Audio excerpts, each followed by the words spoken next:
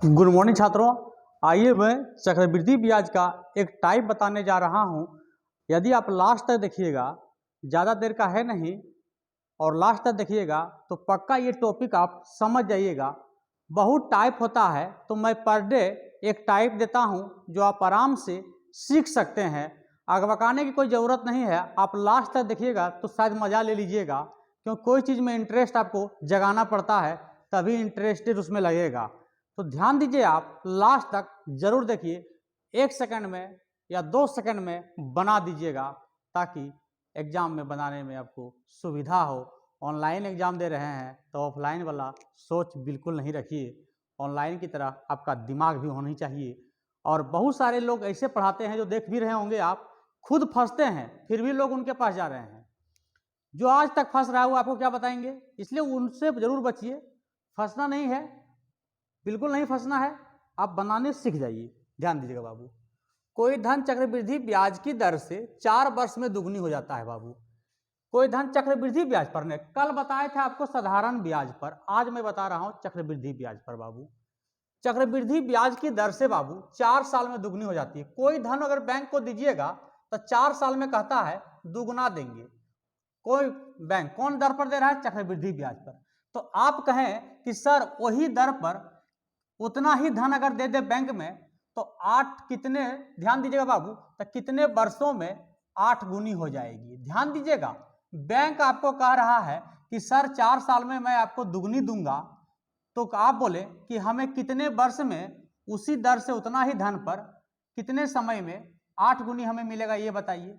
ऐसा क्वेश्चन आप बिल्कुल इस तरह से लिख दीजिएगा कि 4 साल में दुगनी तो कितने वर्ष में 8 गुनी मिलेगा।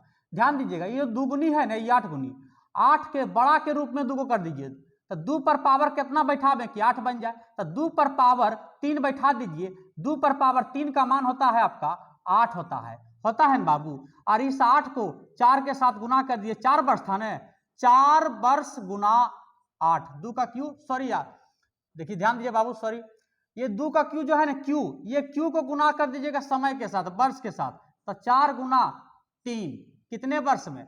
12 वर्ष में आपको 8 गुना मिलेगा। इस तरह का क्वेश्चन आप बिल्कुल तहलका मचा दीजिएगा।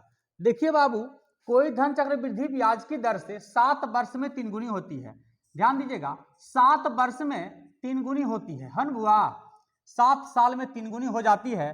तो वही धन उसी दर से कहता है कि 28 वर्ष में, ध्यान दीजिएगा, 28 वर्ष में कितने गुने मिलेगी। ध्यान दीजिएगा बाबू, यहां पर गुनी था, समय खोज रहा था, यहां समय दिया हुआ है, गुनी खोज रहा है। ये 7 जो है बाबू 28 को कितने बार में काट रहा है? 4 बार में। 7 चौका 28, 4 बार में। तो ध्यान दीजिएगा, इसको क्या करना है, 3 पर पावर, ये जो 3 गुनी है, 3 पर पावर 4 बैठा दीजिए, तो 3 पर पावर 4 का मान होता है 81, तो 81 गुना मिलेगा आपको 28 साल में आपका धन, 81 गुना। ध्यान से देखिएगा बाबू, कोई धन चक्रवृद्धि ब्याज की दर से 6 वर्ष में 4 गुनी, ध्यान दीजिएगा बाबू, 6 वर्ष में 4 गुनी मिलता है, सही बात है ना। तो कहता है कि वही धन उसी दर से कितने वर्षों के बाद, कितने वर्षों के बाद 16 गुना मिलेगी। क्या गुना बाबू?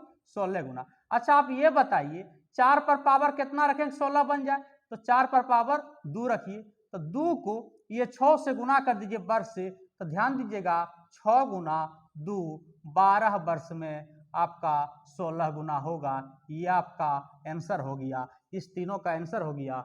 और बिल्कुल इस तरह क्वेश्चन शेयर कर दीजिए और लाइक कर दीजिए बाबू। और क्लास करना है तो क्लास आके डेमो भी कर सकते हैं, रगड़ दीजिए। Thank you.